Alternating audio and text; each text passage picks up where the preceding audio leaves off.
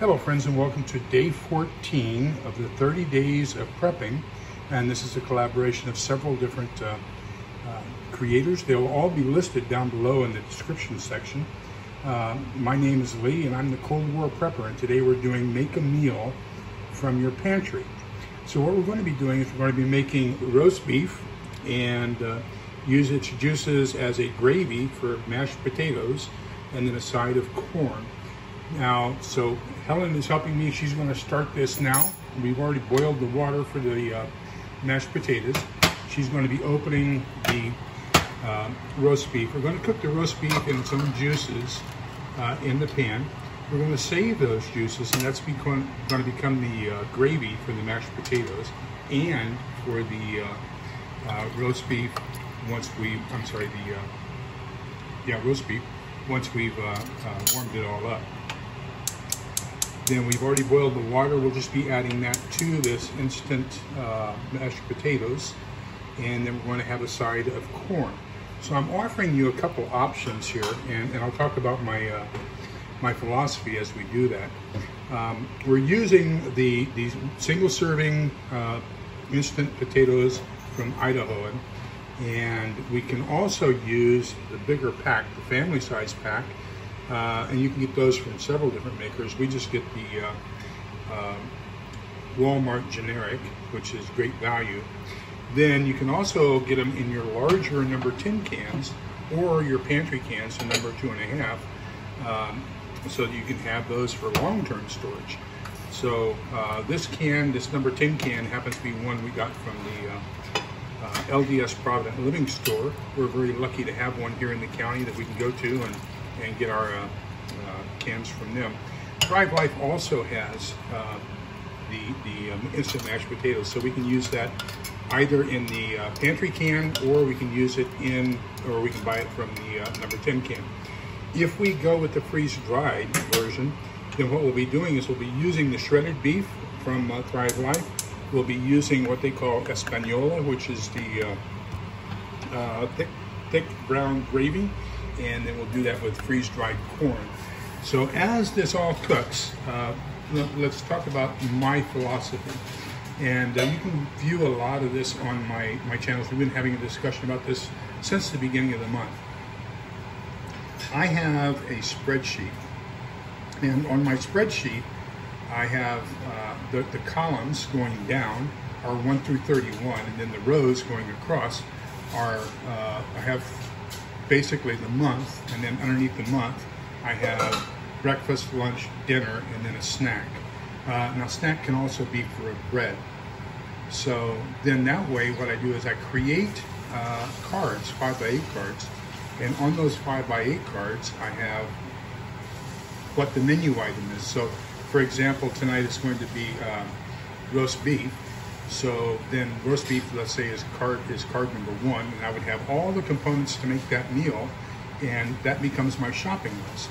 Now I take that number 1 and I put it into my spreadsheet.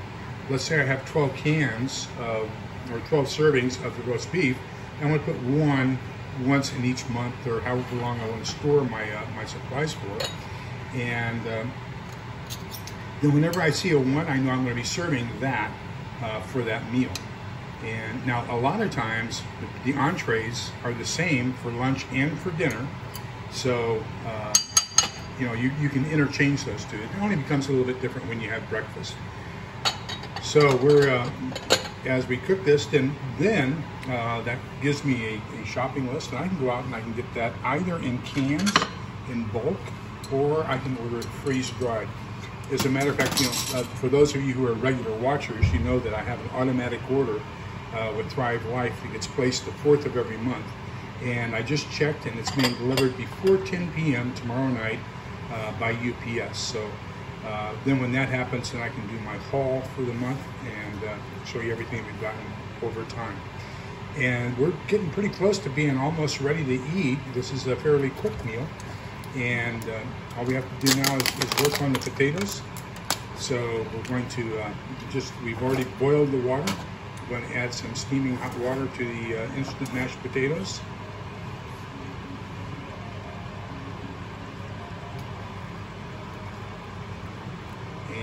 let that sit, and that'll all come together. And I'm going to go ahead and stir that. Helen's got to answer her phone. Oh, it's okay. It's more than likely our daughter. And this comes together real quick. What we have found out is to use a little bit less water than what they recommend, because it becomes very loose if we do exactly what, yeah, that's Allison. And so it gets a little bit watery if you use the exact amount that they recommend. But and so what we can do then is we can thicken that up with more of the powdered potatoes and thicken it up a little bit. And also let it sit. So now we have our meal. It's about ready to be plated. So all we'll do is we will take the, we're going to spice this up a little bit.